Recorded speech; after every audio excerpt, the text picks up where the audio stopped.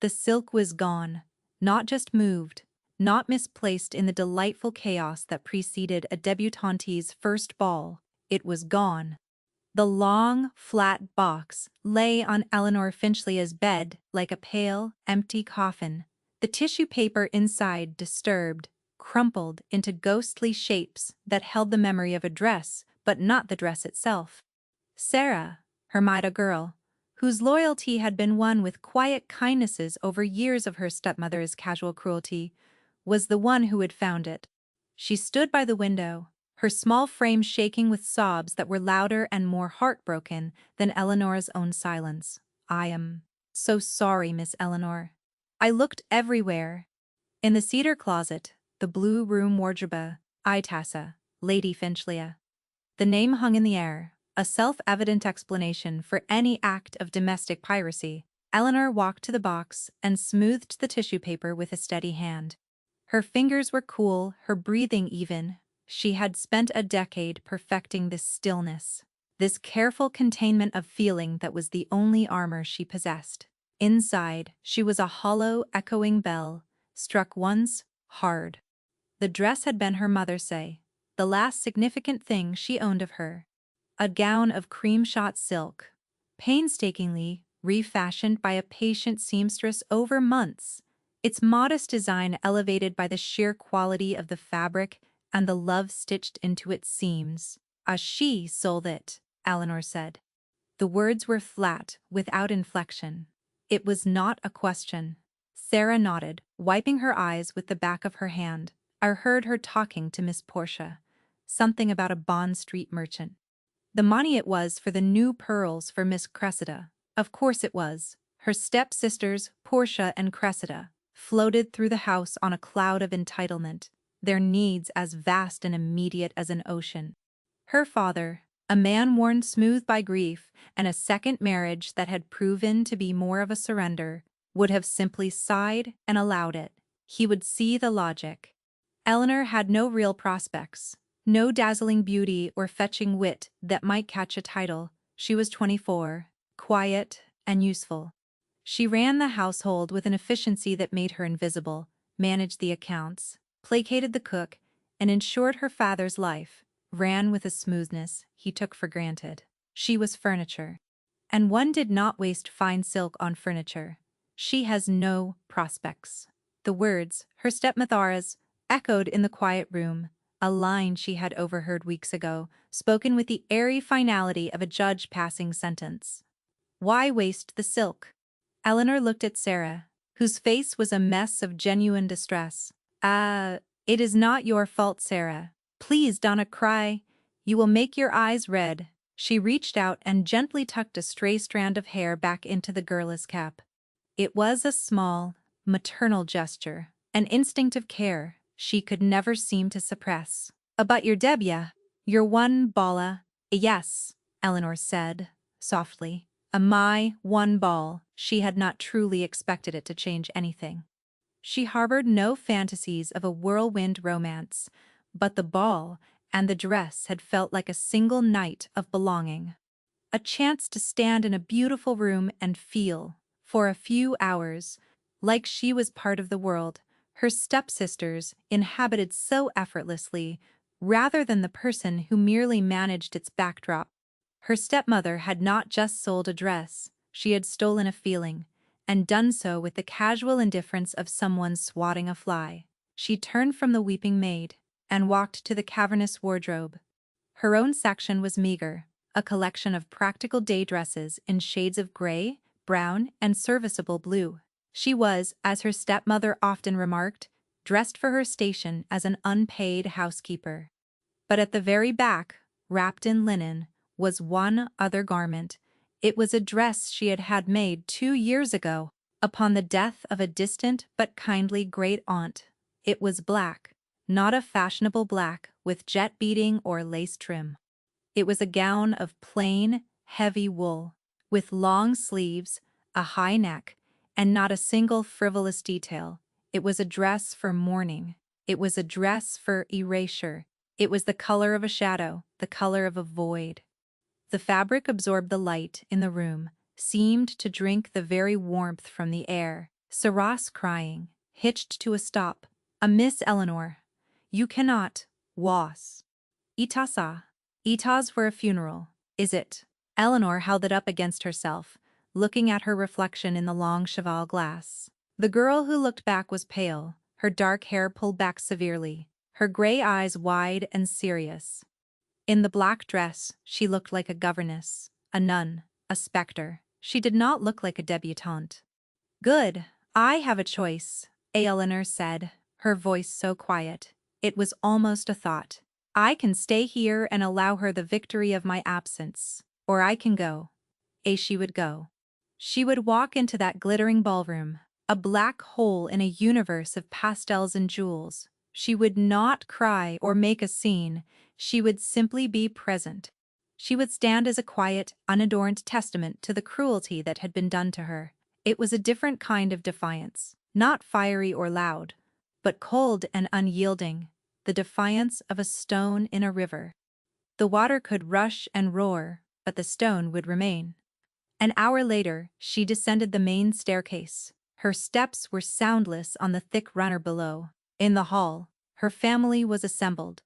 Portia and Cressida were magnificent confections of pastel silk and new pearls, their laughter tinkling like cheap glass. Her stepmother, Lady Finchley, was a galleon in purple satin, preening and triumphant. Her father stood by the door looking wan. They all turned as she reached the bottom step. A wave of silence crashed through the hall. The laughter died. Portia's jaw dropped. Cressida's hand flew to her new pearls. Her father stared, his face a canvas of shame and helplessness, but it was her stepmother's face that Eleanor watched. First came shock, then a swift hot flush of fury that turned her powdered cheeks a mottled red. This was not the reaction she had wanted. She had expected Eleanor to weep in her room, to give her the satisfaction of a tantrum and a surrender. She had not expected this quiet rebellion. This refusal to be vanquished, Eleanor, Lady Finchley, hissed, her voice a blade wrapped in velvet. Ah, what is the meaning of this spectacle? You look like a crow, eh? It was the only dress I had, Eleanor said simply, meeting her gaze without flinching. The empty box in her room spoke for itself. You will go upstairs this instant and take that thing off. You are not to embarrass this family. I am going to the ball, Eleanor stated. She looked at her father, a silent appeal. He flinched, his gaze dropping to the floor. He would not help her. He never did. Then, you will go alone, her stepmother snapped, turning her back. Come, girls, let us not be late. We have an actual debutante to launch. She swept out of the door, Portia and Cressida trailing in her wake, like gaudy little ships following their flagship, leaving Eleanor alone in the grand hall with her father's suffocating silence. He finally looked at her, his eyes pleading. Eleanor, please. It would be better to stay for whom, father? She asked, and the question was not unkind, merely honest. For whom would it be better? He had no answer. He simply opened the door for her, and she walked out into the cool London night, a solitary figure in black, on her way to a ball that was meant to celebrate her entrance into a world that had already decided she did not belong. The ballroom at Kingston House was a galaxy of light and sound. Chandeliers dripped crystals like frozen waterfalls, their candle flames fracturing into 1,000 tiny suns. The air was thick with the scent of beeswax, perfume, and champagne. Women gleamed in silks of rose, cream, and sky blue, their necks and wrists glittering with jewels. It was a sea of color, and Eleanor, standing just inside the doorway, was a stark black rock against which the waves of pastel broke and parted. The whispers began almost immediately. They were a low, sibilant tide rising around her. She could feel the stares of physical pressure on her skin.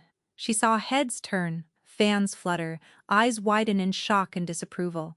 She was a breach of etiquette so profound it was almost avant-garde, a debutante in mourning weeds. It was a scandal in miniature, and society, starved for drama, feasted upon it. She saw her stepmother across the room, holding court. Lady Finchlea's smile was tight, her eyes burning with a triumphant malice as she watched Eleanor's social immolation.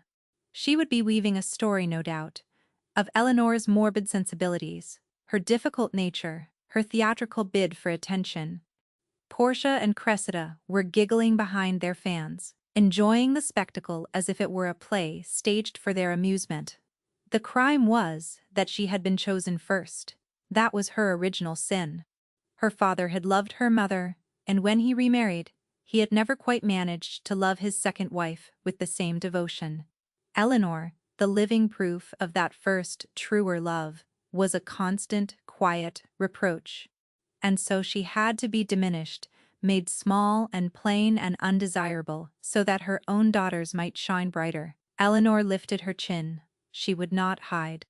She began to walk the perimeter of the room, her posture erect, her hands clasped loosely in front of her. She was not looking for a dance partner. She was on a slow, deliberate patrol of her own humiliation, refusing to let it own her. She moved through the crowd like a specter, a quiet rebuke to the glittering frivolity around her. She found a small, shadowed alcove behind a potted palm, a pocket of relative peace. From there, she could observe. She noticed the small details others missed, the desperation in a mother's eyes as she pushed her daughter toward a reluctant bachelor. The way a young lord's smile never quite reached his eyes, the almost imperceptible tremor in the hand of the hostess, Lady Kingston, as she greeted a particularly formidable dowager. She saw the mechanics of the machine, the gears grinding beneath the polished surface. It was from this vantage point that she first truly saw him, Gabriel Vane, the Duke of Blackmore. He was a man spoken of in tones of awe and speculation. Immensely powerful, staggeringly wealthy, and since the death of his wife, a year ago, entirely remote. He stood near the fireplace, a severe, commanding figure in stark black evening wear that made every other man in the room look like a frivolous boy. He was not handsome in the conventional, cherubic way of the season as young buck. His face was all sharp angles and shadows, a map of thoughts kept private. His eyes, a startlingly clear, pale gray, missed nothing. He was being besieged. A flotilla of mothers and daughters sailed toward him, their intentions as subtle as a cavalry charge. He handled them with a cool, detached courtesy that was more impenetrable than any fortress wall. He listened, he inclined his head, but his eyes were distant. He looked awe-trapped, not by the women, but by something larger. By the room, by the title, by the very air he was breathing. He looked like a man serving a life sentence in a gilded prison. Then, for a breathtaking moment, his eyes cut through the crowd and met hers. It was not a glance. It was an act of deliberate focus. She felt it like a physical touch, a sudden stilling of the air around her. He held her gaze for a count of 3. His expression, unreadable. There was no pity in his eyes, no curiosity, no judgment. There was only a quiet, unnerving recognition, as if he saw straight through the black dress and the social disgrace to the woman beneath. Then, just as quickly, his attention was pulled away by a determined countess. Eleanor's heart, which she had willed into a slow, steady rhythm, gave a painful lurch. She felt a flush of heat creep up her neck. To be seen, truly seen, was more terrifying than to be scorned. She turned away, her composure cracking for the first time that night. It was time to go. She had made her point. She had endured. She had survived. She began to make her way toward the exit, keeping to the edges of the room. But her family was positioned like a tactical blockade near the door. As she drew near, her stepmother saw her. Her smile was pure acid.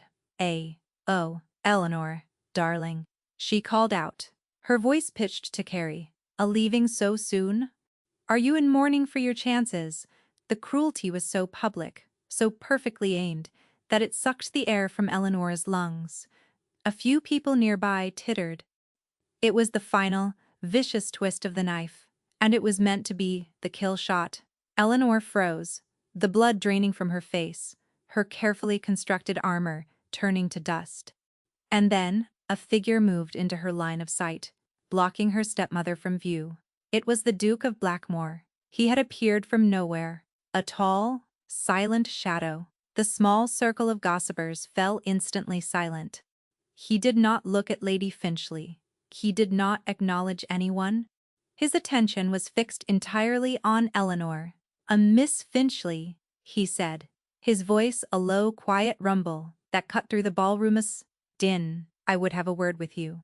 If you would be so good as to wait for me in the hall." Atra. It was not a request. It was a calm, courteous command.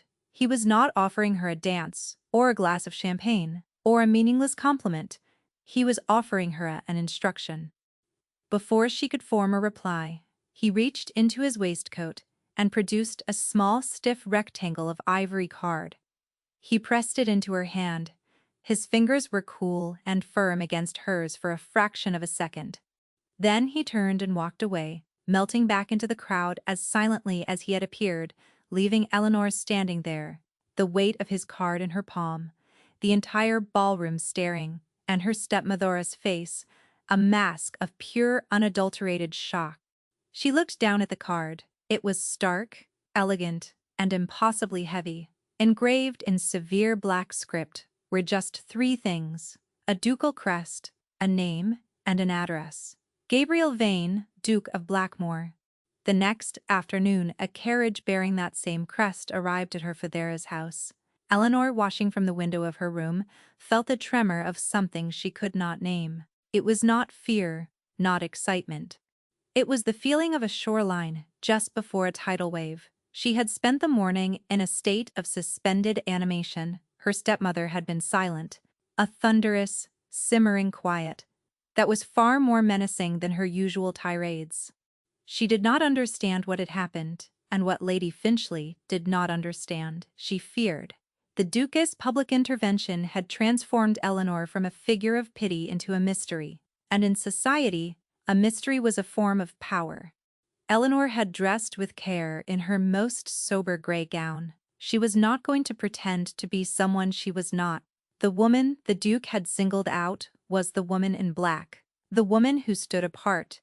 She would not greet him today as a pastel confection. She was shown into his London residence, a vast townhouse on a square, so grand the very air seemed expensive, but inside, the grandeur was entombed in a layer of neglect. A fine film of dust coated the surface of a mahogany side table. The air was still and cold, smelling faintly of old paper and stale air. The servants who moved through the halls did so with a listless, defeated shuffle. It was a house that had lost its pulse. He was waiting for her in the library. It was a magnificent room, 2 stories high, lined with books from floor to ceiling. But the fire in the grate was low and sullen, giving off more smoke than heat. Sunlight struggled through grimy window panes, illuminating dancing motes of dust. Gabriel Vane stood by the window, looking out into the square.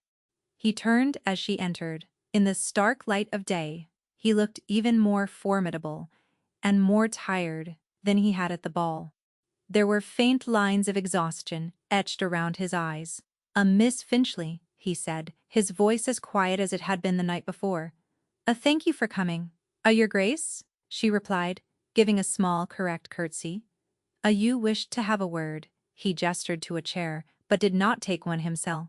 He preferred to stand, to pace. He was a man restless even in his own home. "I am not a man for pleasantries, Miss Finchley, so I will be direct," he began, his gray eyes fixed on her face. My life is in a state of disarray. My house, as you may have noticed, is collapsing under the weight of its own inertia. My staff is rudderless. And my Sona, my son, has not spoken a word in the year. Since his mother died, Eleanor's carefully constructed composure faltered a child. "There was a child. He is 7 years old," the Duke continued, his voice flat, stripped of all emotion. He is lost in a silence I cannot seem to penetrate. Every governess I have hired has fled within a month. They try to jolly him out of it, to discipline him out of it. They do not understand that grief is not a misbehavior to be corrected. He stopped pacing and looked directly at her. Furthermore, my late wife's sister, Lady Beatrice, has made it her mission to convince the world and the courts that I am an unfit father. She has begun proceedings to claim custody of my son. Her primary argument is that this house is no fit place for a child. On that point, she is not entirely wrong. He paused, letting the weight of his confession settle in the cold room. Eleanor felt a pang of something that went deeper than sympathy. She understood this kind of quiet desperation, this slow-motion collapse. "I need to restore order," he said. "I need a duchess, not for society, not for heirs. I need a woman with authority and sense to take charge of this mausoleum, to make it a home again. I need it done by the time the trustees meet in the autumn, or I risk losing my son." He took a breath. "I observed you last night, Miss Finchley. I observed you for some time before I approached you. I saw your family's behavior. I saw the whispers and the stares, and I saw you endure it all with a composure that I can only describe as formidable. You did not weep. You did not flee. You stood your ground. You possess a quality that is in very short supply in this city. He paused, a fortitude. The word hung in the air between them. Not beauty, not charm. Fortitude. He was offering her the highest office a woman could hold in the peerage, not for her face, but for her spine. "I am proposing a marriage of convenience," he stated bluntly. You would be the Duchess of Blackmore. In return for that title and all the security it affords, you would take command of my household and by your presence secure my position as a father. It would be a contract, a partnership. No romantic expectations would be placed upon you." It was the most astonishing, cold-blooded proposition she had ever heard. To be plucked from obscurity and humiliation, and offered a ducal coronet as if it were a business contract. A part of her should have been insulted. A part of her should have been overwhelmed. But Eleanor Finchley was, above all else, a practical woman. She saw the offer for what it was, an escape, a fortress, a position of power beyond her wildest imaginings, but she also saw the cage within it. She could trade one form of servitude for another, becoming a glorified titled housekeeper, just as invisible in a palace as she was in her father's house. She met his gaze. Her voice, when she spoke, was steady. Before I give you any answer, Your Grace, you will agree to my terms." A flicker of surprise crossed his face. He had expected gratitude, perhaps, or stunned silence. He had not expected negotiation. He inclined his head. "Go on, firsta," she said, ticking the points off on her fingers as if she were instructing a new grocer. "I will not be a figurehead. If I am to be your duchess, I will be the mistress of this house, and any other you own. That means full and unquestioned authority over the staff, the household accounts, and the daily running of our lives. Your steward will answer to me. He nodded slowly, agreed a second. "Your late wife. I will not have her memory erased or hidden away. Her portrait will not be taken down. Her favorite rooms will not be redecorated into oblivion. Your son needs his mother's memory. To pretend she did not exist would be a cruelty to him and a disservice to you. This house will learn to live with its ghosts, not exorcise them. This time, the surprise on his face was mingled with something else. Respect. "I had not considered that," he said softly. "Agreed. A third. The child." Tomasa. The name felt strange and intimate on her tongue. "I will not be forced upon him as a replacement. I will not perform affection for him, or for you. I will not lie. He can hate me. He can ignore me. All I will promise is that I will be patient and I will be present. My relationship with him must be earned on both sides. Or it will not exist at all." And forth, she said, her voice dropping slightly. "You said this would be a partnership. If that is true, then I will not be treated as a hired servant who happens to wear your ring. I will have your confidence, You will speak to me of the challenges we face, including the custody battle. I will be your ally, not your employee. If I am to be the Duchess of Blackmore, I will be so in fact, not just in name, she finished, her hands clasped in her lap, her heart hammering against her ribs. She had laid her soul bare, her fierce need for dignity, for respect. She had likely just talked her way out of a dukedom. Gabriel Vane was silent for a long time. He walked back to the window, his back to her. The dusty sunlight framed him, making him a silhouette. He seemed to be weighing her words, not as an insult, but as a complex legal argument. Finally, he turned back to her. His expression was changed. The remote, ducal mask had slipped, and for a moment she saw the man beneath it, tired, burdened, and utterly alone. A partnership, he said, the word tasting new in his mouth. It is more than I thought to ask for, and far more than anyone has ever offered me. He looked at her, and the unnerving recognition she had seen at the ball was back. Stronger this time. You are not at all what I expected, Miss Finchley. A few people are, Your Grace.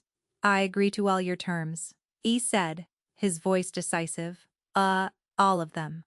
We will be married by special license at the end of the week. A seed of something unspoken had been planted in the cold, dusty room. Not love, not even affection. It was a seed of mutual respect, a recognition of two lonely, anchored souls striking a bargain on the edge of a precipice. It was, Eleanor thought, a much stronger foundation for a marriage than pastel silk and a pretty smile. Ravenshaw, the Duke of Blackmore's ancestral seat, was not a house. It was a kingdom carved from grey stone and set against a brooding northern sky. It rose from the rolling, wind-swept hills, like a natural feature of the landscape, its towers and turrets piercing the clouds. It was magnificent, imposing, and as cold as the tomb it had become. Eleanora's arrival as the new Duchess was met not with celebration, but with a wall of watchful, silent suspicion. The staff, from the imperious housekeeper Mrs. Gable, down to the youngest scullery maid, moved with a quiet resentment. They were loyal ghosts, haunting the house in service to a dead mistress. And Eleanor was an unwelcome intruder in their shared grief. Mrs. Gable, a woman who seemed to be constructed from whalebone and disapproval, received her in the great hall. The hall was a cavern of shadows and chilled air. A vast, mournful portrait of the late Duchess Isabella dominated the space. She was ethereal, beautiful, with sad, knowing eyes. Your Grace, Mrs. Gable said, her curtsy so shallow it was almost an insult. We were not expecting you so soon. The Duke wished for us to settle in before the autumn. Eleanor replied, her voice calm and even. She refused to be intimidated. She looked past the housekeeper to the tired, wary faces of the assembled staff. I am Eleanor, your new Duchess. I look forward to running this house with you. Our use of her first name, her inclusion of a with you, was met with blank stares. She was not one of them. She was a stranger, an interloper. And then there was the boy. He was standing at the top of the grand staircase, a small, solitary figure in a black velvet suit. His hair was a dark, unruly mop, and his eyes, the same startling gray as his father's, were huge in his pale face. He watched her, his expression utterly blank. In one hand, he clutched a small, crudely carved wooden bird. He did not move. He did not speak. He just watched her, a tiny, silent judge. This was Thomas, the silent center of the cold house. Thomas, Eleanor said, her voice soft. She did not move toward him. She knew better than to charge a frightened animal. Eleanor. He gave no sign that he had heard her. After a long, heavy moment, he turned and disappeared down the corridor, his footsteps making no sound.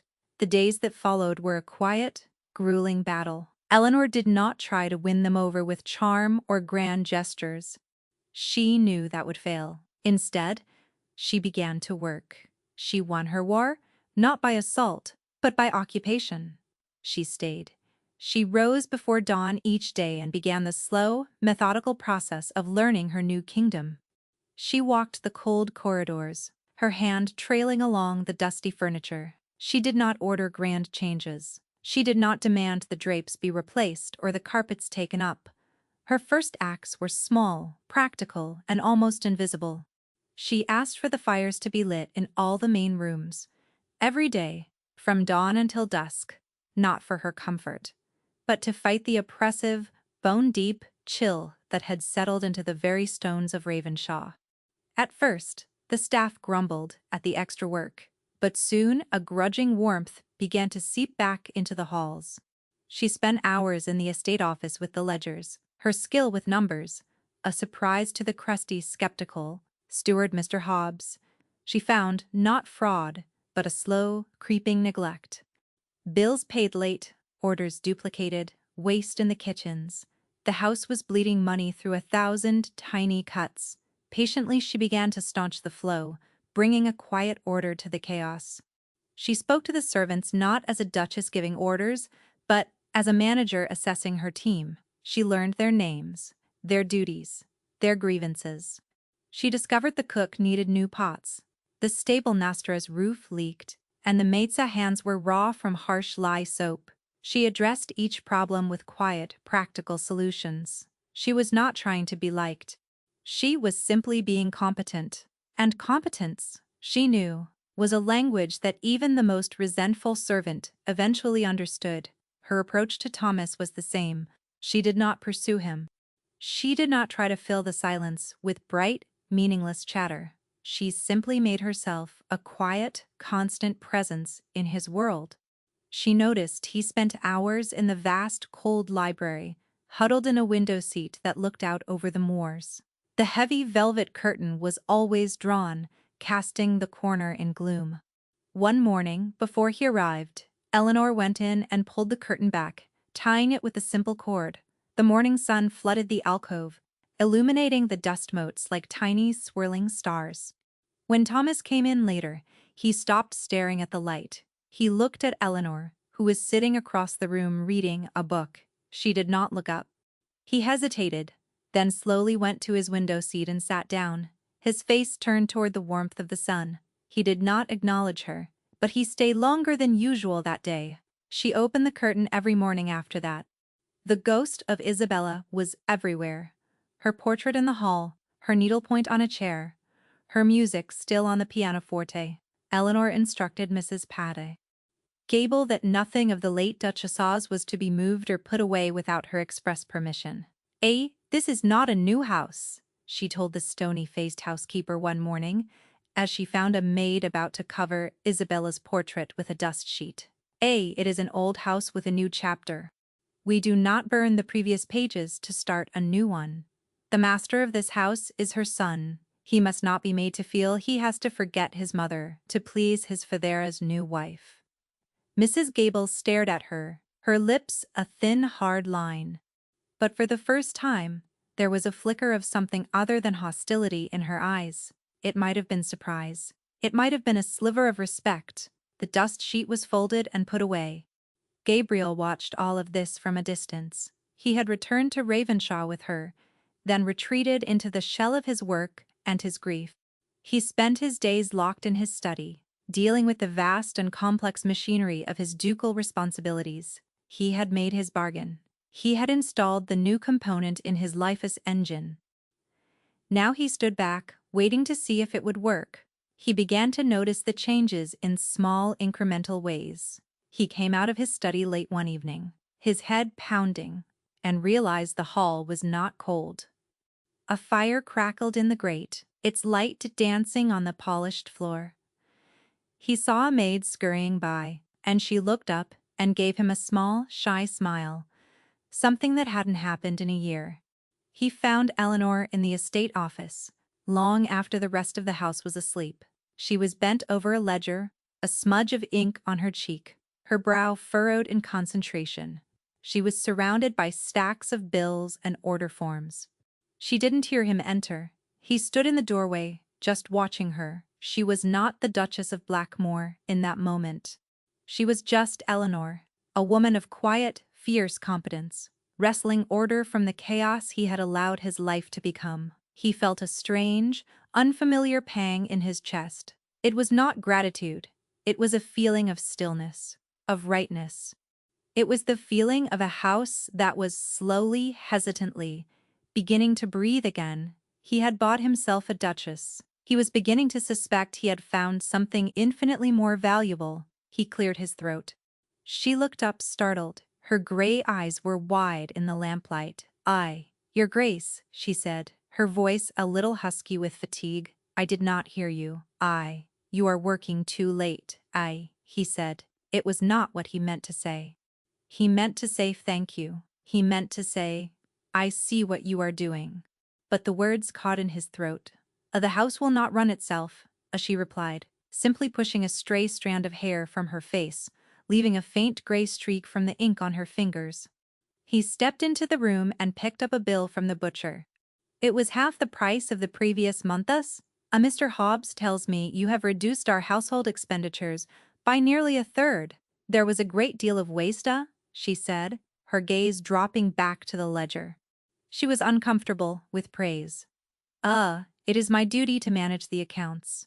It is the duty of my steward, a duty he was failing at until you arrived. He put the bill down. I notice effort, Eleanor.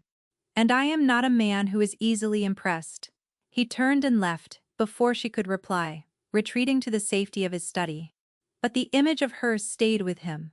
The lamplight on her hair, the determined set of her jaw, the ink smudge on her cheek, like a warrior's mark. His house was no longer a tomb. A quiet, steady heart had begun to beat within its stone walls, and it was hers. The thaw came, not as a sudden flood, but as a slow, almost imperceptible melting at the edges. It began in the garden. Ravenshaw's once famous rose gardens had been left to ruin, a tangled mess of thorns and weeds. Eleanor, seeking air and a respite from the house's oppressive silence, began to spend an hour there each afternoon. She discovered from the elderly, rheumy-eyed head gardener, Mr. Fitzwilliam, that the late Duchess had designed the garden herself. A Lady Isabella, she loved her roses, had mumbled, his hands buried in the soil. Called them her moon roses. Said they held the light. Eleanor made a decision. She enlisted Fitzwilliam as help, and together they began the arduous task of reclaiming the garden. It was hard, physical work. They pruned, they weeded, they turned the soil. Eleanor's hands, accustomed to ledgers and keys, became chapped and sore, but she found a quiet satisfaction in it, in bringing life back to a place that had been surrendered to decay. Thomas began to watch her. At first, he stood at the edge of the lawn, a small, distant figure. Then, day by day, he crept closer, hiding behind a stone bench, his solemn gray eyes peering over the top. Eleanor never acknowledged him directly. She simply kept working, talking quietly with Fitzwilliam about the different types of roses, about which ones had been his mother's favorites. She spoke of Isabella not as a saint or a ghost, but as a woman who had loved flowers and sunlight. One afternoon, a sudden, violent storm rolled in from the moors. The sky turned a bruised purple, and thunder cracked overhead like the sky splitting apart. Eleanor hurried inside, her thoughts immediately flying to Thomas. She knew from the staff that he was terrified of thunderstorms. She found the house in a state of low-grade panic. A maid said he wasn't in his room. Mrs. Gable was organizing a search. Eleanor, however, had a feeling. She went to the library, to the window seat that was his sanctuary. He wasn't there. But the book he'd been looking at lay open on the cushion. She scanned the cavernous room, her eyes adjusting to the gloom, punctuated by flashes of lightning. She found him huddled in the narrow space behind a towering bookshelf, his small body curled into a tight ball, his hands pressed over his ears. He was shaking. Eleanor did not rush to him. She did not touch him. She simply slid down to the floor a few feet away, her back against the shelves, and sat with him in the trembling darkness. She did not speak. She just shared the space, a quiet, steady presence against the storm's fury. After a few minutes of rattling thunder, she began to hum. It was a simple, ancient melody, a hymn her own mother had sung to her when she was small and afraid of the dark. It was a tune of quiet reassurance, a thread of sound in the overwhelming noise. The day thou gavest, Lord, is ended. She hummed the first verse through. The shaking beside her lessened slightly. As another peal of thunder shook the house, she began to hum it again. This time, a tiny, reedy sound joined hers. It was barely audible, a thread of a whisper. The darkness falls, at thy behesta. It was Thomas he was singing. His eyes were still squeezed shut, but his lips were moving, forming the words of the next line. It was the first sound other than the rustle of his clothes that she had ever heard him make. Eleanor's heart felt as if it might break. She continued to hum, letting his small voice carry the words. They sat there together, their strange, fragile duet, a tiny shield against the storm, until the thunder faded and the rain gentled to a soft patter against the window panes. When Gabriel found them an hour later, the storm had passed. A pale, watery light filled the library. Thomas was asleep in his window seat, his face peaceful, for the first time Eleanor had ever seen it, the wooden bird resting on his chest. Eleanor was in a nearby chair, a book in her lap, though she wasn't reading. She was just watching him, a Mrs. Gable said he was missing. Gabriel said, his voice low and tight, with a fear he was trying to conceal. He was just hiding from the thunder, Eleanor said softly. He is, all right. Gabriel walked over and looked down at his sleeping son. He reached out a hand as if to touch his hair, then let it fall to his side. The gulf between them seemed immense. Thank you, he said, turning to Eleanor. He misses his mother, she replied, her gaze direct. It is not a sickness to be cured. It is a wound that needs to be tended. Something in her plain-spoken truth seemed to break through his reserve. He sank into the chair opposite her, the ducal posture gone, replaced by the exhausted slump of a grieving man. I don't know how, he confessed, the words torn from him. When Isabella died, it was as if the sun went out. I didn't know how to be a father without her being a mother. She was the heart of this house, the heart of my life. When she was gone, I just froze, and the whole house froze with me. I look at him and I see her, and the pain is so vast. He trailed off, unable to continue. It was the first time he had spoken of his wife as a person, of his grief as a real and present thing. It was a crack in the ice, a raw, vulnerable admission. You cannot be his mother, Eleanor said gently. You can only be his father. That is all he needs from you. To know you are there. To know you have not frozen forever. They sat in silence for a long time as the evening light faded, the sleeping child breathing softly between them. It was a new kind of silence, not empty and cold, but full and shared. The silence of two people beginning to understand the shape of each other's wounds. The fragile peace was shattered, a week later, by the arrival of 2 letters. The first was from Eleanor's stepmother, Lady Finchley, announcing her intention to visit Ravenshaw. She was coming, she wrote, to see how dear Eleanor was settling in, a phrase that dripped with condescending poison. The second letter was from a firm of London solicitors. It was addressed to the Duke. Gabriel read it in his study, his face growing harder and colder with every line. When he was finished, he laid it on the desk, his hand clenched into a white-knuckled fist. He sent for Eleanor. When she entered the study, he pushed the letter across the desk toward her. Read this. It was a formal notice. Lady Beatrice Almsworth, sister of the late Duchess Isabella, had filed a petition with the courts for full custody of her nephew, Thomas Vane. The petition cited the Duchess's prolonged and profound neglect, the unhealthy and morbid atmosphere of the Ravenshaw household, and the Duchess's seemly and precipitous marriage to a woman of no standing, whose own character was questionable. The hearing was set for the end of the month. She has been gathering affidavits, Ah, Gabriel said, his voice a low, dangerous growl, a former servant's, London gossip. She paints a picture of a madhouse run by a grieving recluse. And this woman of questionable charactera is me, Eleanor stated, her fingers resting on the crisp, cruel paper. She has spoken to your stepmother, he said, his eyes like chips of ice. A Lady Finchley has provided a sworn statement. She mentions your behavior, your penchant for mourning.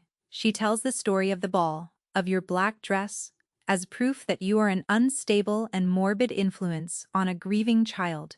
The pieces clicked into place. The stepmother's visit was not a social call. It was a reconnaissance mission. She was in league with Lady Beatrice. Two women, from different worlds, united in their desire to see Eleanor ruined. Lady Beatrice wanted the child and a measure of control over the Blackmore legacy. Lady Finchley simply wanted to destroy the girl who had dared to escape her grasp. She will not win, Eleanor said, her voice quiet but fierce. Gabriel looked at her, a bitter, weary anger in his eyes. How can you be so sure? She is right. I did neglect him.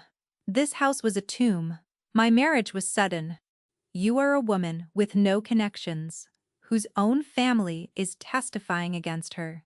On paper, her case is strong. Then, we will not fight her on paper, Eleanor replied, her practical mind already shifting into gear. We will fight her with the truth. The house is not a tomb anymore. The servants are no longer defeated. You're so nah, he sang. Yesterday, Gabriel Semina. He sang. She stood and began to pace the study, not with his restless energy, but with a focused strategic purpose. We will not defend ourselves against the past. We will show the court the present. We need our own affidavits. From Mrs. Gable, from Mr. Hobbs, from the doctor who has seen Thomas. We need the household accounts, showing the order that has been restored. We need evidence. She was no longer just the Duchess. She was a general planning a campaign. Gabriel watched her, his own anger and fear slowly being replaced by a dawning sense of awe. He had married her for fortitude, and here it was, a formidable weapon being unsheathed on his behalf. He had expected her to be frightened or to shrink from the attack. Instead, she was preparing for battle. Lady Beatrice arrived a few days later, a whirlwind of perfumed concern and veiled threats.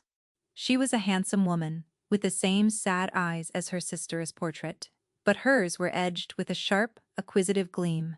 She swept into Ravenshaw and immediately tried to take charge, speaking to the servants in soft, pitying tones, and treating Eleanor with a polite disdain that was more insulting than open hostility.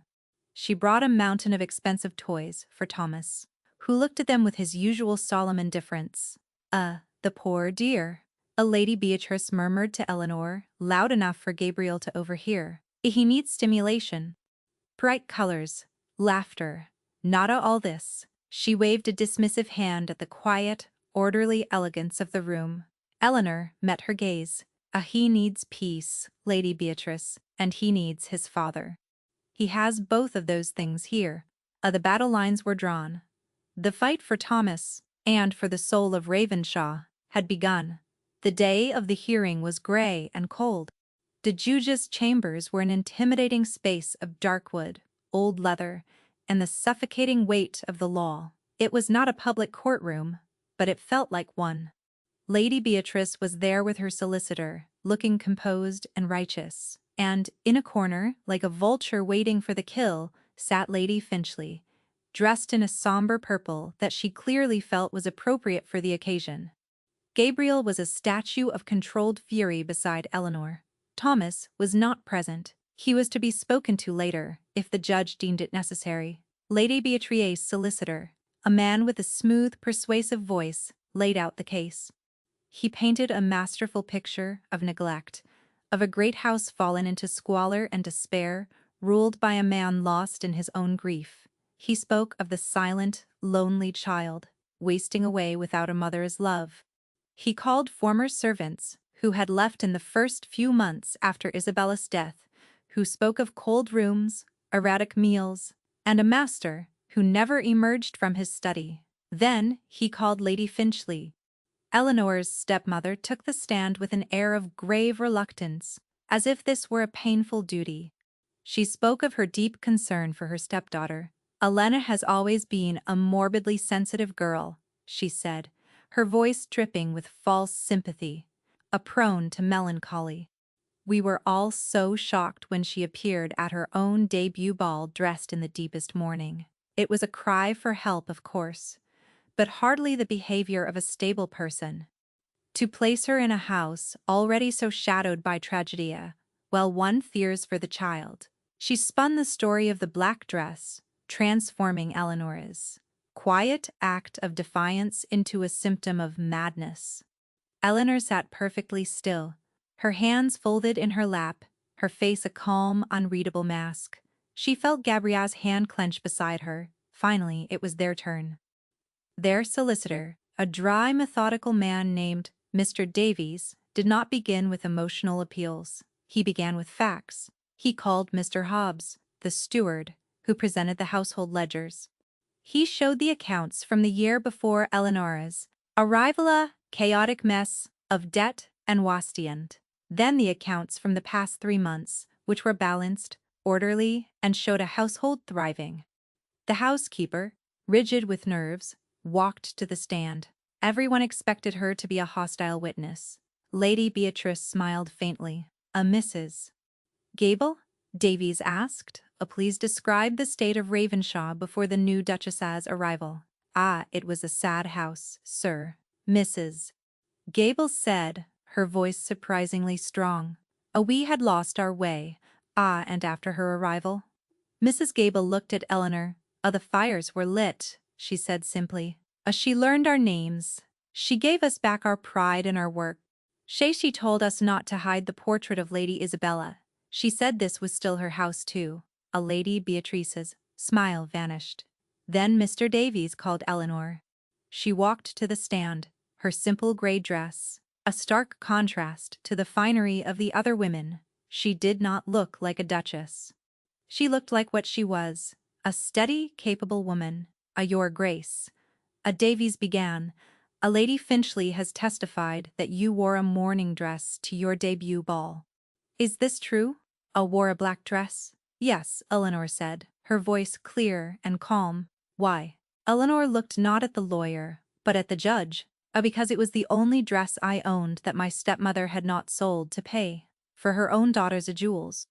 The dress that was meant for me, the dress my own mother had left me, was gone. I was told I had no prospects and was not worth the silk. I had a choice: to stay home and accept her verdict that I was worthless, or to go and be present in my own life. I chose to be present." A murmur went through the room. She had not defended herself. She had simply told the truth, and in doing so, had exposed the casual, breathtaking cruelty behind her stepmother's actions. Lady Finchley's face was a mottled mask of fury. "Ah, and your relationship with the boy, Thomas, eh?" the solicitor asked gently. "I have not tried to be his mother," Eleanor said. "No one can replace a mother who was loved. I have tried to be a source of quiet and consistency in his life. I open his curtains in the morning, because he likes the sun. We are replanting his mother's rose garden. I sit with him when he is afraid. I do not ask for his love. I simply offer my presence."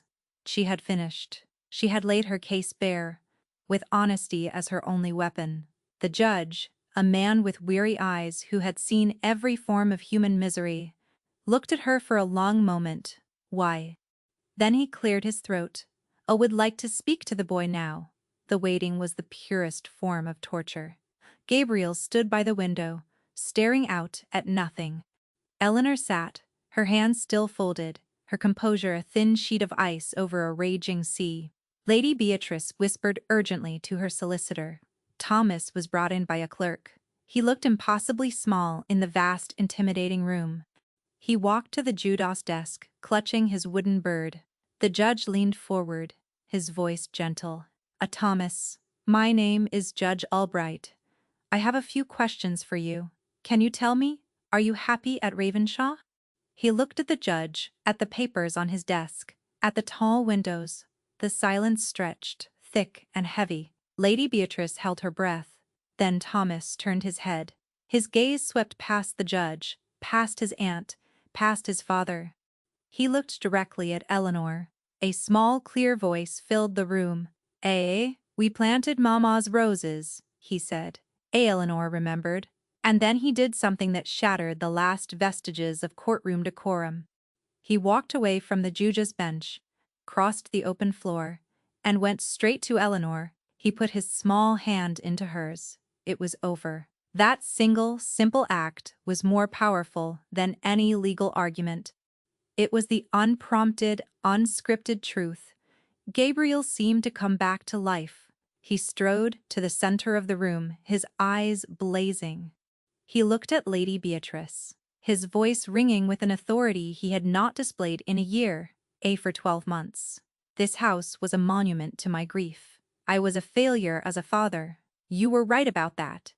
But you are not right about this woman. He turned to Eleanor, his hand gesturing toward her. Not as an exhibit, but as an anchor. This woman walked into that tomb and patiently, quietly, gave my son back his home. She did not try to replace his mother. She taught us how to honor her. Your petition is based on a house that no longer exists and a woman you have never bothered to see. A Lady Finchley, seeing her victory slipping away, could not help herself. A servant in a coronet. She hissed, her voice venomous. Eleanor stood, holding Thomas's hand. She looked at her stepmother, and for the first time, there was no fear, no pain, only a great calm finality. You lost the authority to name what I am. Lady Finchley, the moment you sold my mother's dress for the price of your own vanity. She squeezed Thomas's hand, her voice dropping but carrying across the now silent room. This is my home now. This is my family. The judge cleared his throat. The petition, he declared, his voice firm, is dismissed.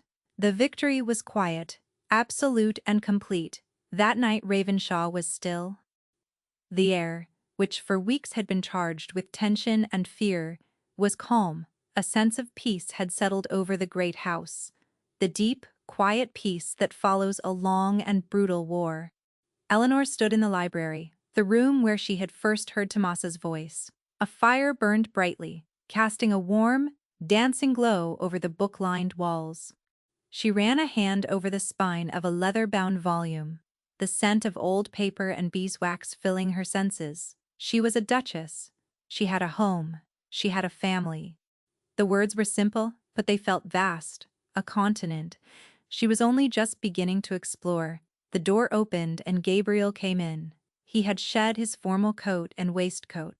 In his shirt sleeves, with his hair slightly disheveled, he looked younger, less like a duke, and more like a man. He walked over to the fireplace and stood beside her, both of them watching the flames. Eleanor, he said. He had used her name before, but this time it sounded different. Softer. She waited. When I proposed this arrangement, he began, his voice low. I told you I needed a duchess to impose order, to manage my household. He turned to face her, his gray eyes serious in the firelight. Was a lie. Or, at least, only the smallest part of the truth. He took a breath, and the words that came out were raw, unpolished, stripped of all ducal artifice. The truth is, I was drowning, Eleanor, in grief, in guilt, in silence. The title? The estate. All of Ida, it was an ocean, and I was sinking. And then I saw you, across that ballroom, in your plain black dress, surrounded by whispers and scorn, and you weren't drowning, you were anchored. Everyone else in that room was performing. You were simply being. And I knew, in that moment, that I needed that. I needed your stillness. Your strength. He looked away at the fire, as if the confession was too difficult to make face to face. I didn't hire a duchess. I reached for a lifeline. Eleanor's heart ached, a sweet, painful expansion in her chest. All her life, she had been useful, Now, she was being told she was necessary. The distinction was everything. This house did not need a manager, he went on, his voice rough with emotion. I did not need a wife. Thomas and I, we needed you. She looked at his profile, at the hard line of his jaw, the vulnerability in the set of his mouth. She saw the truth of his words in the very marrow of him. But she had spent a lifetime guarding her heart, and she could not surrender it to a half measure. Do not say it if it is only gratitude. Gabriel, she whispered, the words costing her more than he could ever know. I have been useful my entire life. I cannot bear to be useful to you two. He turned back to her, and the look in his eyes stole the air from her lungs. The cool, remote Duke was gone entirely, replaced by a man laid bare. A gratitude, he said, his voice thick. Is what I feel for Mr. Hobbs, for balancing a ledger. It is what I feel for Mrs. Gable for ensuring the silver is polished. It is a calm, orderly emotion. He took a step closer, closing the small space between them. He gently touched the ink smudge that was still faintly visible on her cheek from the day before. What I feel for you. Eleonora, it is not calm. It is not orderly. It terrifies me. Because I find I cannot contemplate this house, this life, without you in it. Not the Duchess of Blackmore, you. He leaned in and kissed her. It was not a society kiss, not practiced or elegant. It was clumsy and honest and desperate. It was a kiss of profound relief, of a long-held breath finally released. It was the breaking of a contract and the sealing of a covenant. Eleanor, who had armored her heart in layers of composure and practicality, felt it shatter into 1,000 pieces. She wrapped her arms around his neck and kissed him back, pouring all the unspent love and loyalty of her quiet life into that single, soul-altering touch. The transaction was over. In the warm, firelit heart of the cold house, love had finally, irrevocably, begun. 6 months passed. Spring arrived at Ravenshaw, not with a whisper, but with a triumphant roar of color and life. The moors were carpeted in purple heather, and in the reclaimed garden, Isabella's, a moon rosacea bloomed in a riot of creamy white, their scent perfuming the air. The corridors, once silent and cold, now echoed with the sound of running footsteps and, occasionally, the bright, clear sound of a child's laughter. The staff went about their work with a cheerful efficiency. The fires were always lit, the windows were always clean, and the sunlight that streamed in seemed to have a new warmth. In the great hall, the portrait of the beautiful, sad-eyed Isabella still held its place of honor. But now, on the opposite wall, hung a new, smaller painting. It was of Eleanor. The artist had captured her perfectly, her quiet composure, the intelligence in her gray eyes, and a new faint smile that hinted at a deep, inner contentment. She was not a replacement, she was an addition. The house was big enough for both their stories. One sunny afternoon, Gabriel found Eleanor in the rose garden. Thomas was at her side, his small face screwed up in concentration as he examined a fuzzy caterpillar on a leaf. He says he's going to build it a house, Eleanor said, her eyes crinkling at the corners as she smiled at Gabriel. A noble endeavor, Gabriel replied, his own smile easy and frequent these days. He was holding a small flat velvet box. He held it out to her. This is for you. It is, I am afraid, ridiculously late, as she opened it. Inside, nestled on a bed of white satin, was a single, perfect strand of pearls. They glowed with a soft, warm luster. A debut gift, he said softly. Tears pricked her eyes. It was not the value of the pearls, but the meaning, the closing of a circle, the healing of an old, deep wound. She turned, and he fastened the clasp around her neck. The pearls were cool against her skin. She was no longer the girl in the plain black dress. She was the woman adorned in love. That evening, Eleanor went to tuck Thomas into bed. The ritual had become a cherished part of their day. She would read him a story, and he would tell her about his adventures with caterpillars, or his lessons with his new cheerful tutor. She pulled the covers up to his chin and brushed the hair from his forehead. "A good night, Thomas," she said softly. He had been calling her Eleanor for months, a name that felt comfortable and right to them both. But tonight, as he settled into his pillows, he looked up at her, his gray eyes clear and serious. "A good night, Eleanor," he said. Then he paused, and a small, shy smile touched his lips. "A good night, Mama?" Eleanor froze. Her breath caught in her throat. The word, so simple, so monumental, hung in the quiet air of the room. He did not seem to notice her shock. He simply smiled, rolled over, and snuggled into his pillow, his breathing quickly deepening into the steady rhythm of sleep. She stood there for a long moment, her hand pressed to her heart, the single word echoing through her. Then she turned and walked silently out of the room, closing the door softly behind her. Gabriel was waiting in the hall. He had been standing in the shadows, and from the look on his face, he had heard. He didn't speak. He didn't need to. His eyes were shining. He simply reached out and took her hand, his fingers lacing through hers. Together, they walked down the warm lamplit corridor, their footsteps falling into a matching rhythm. The world knew her as the Duchess of Blackmore. He had hired her as a partner, but in the end, the child had known the simplest, deepest truth all along. She was not a bargain, not a title, not a solution. She was the woman who stayed. And she was home. What do you think was the most important step Eleanor took in winning over the cold house?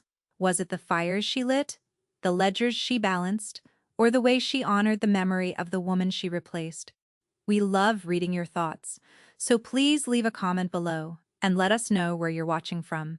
Your feedback helps us create more stories you'll love. If you enjoyed Eleanor's journey, please give this video a like and subscribe to our channel for more tales of love, loss, and redemption. We have a new story waiting for you tomorrow, and we can't wait to share it with you. Thank you for being here with us today.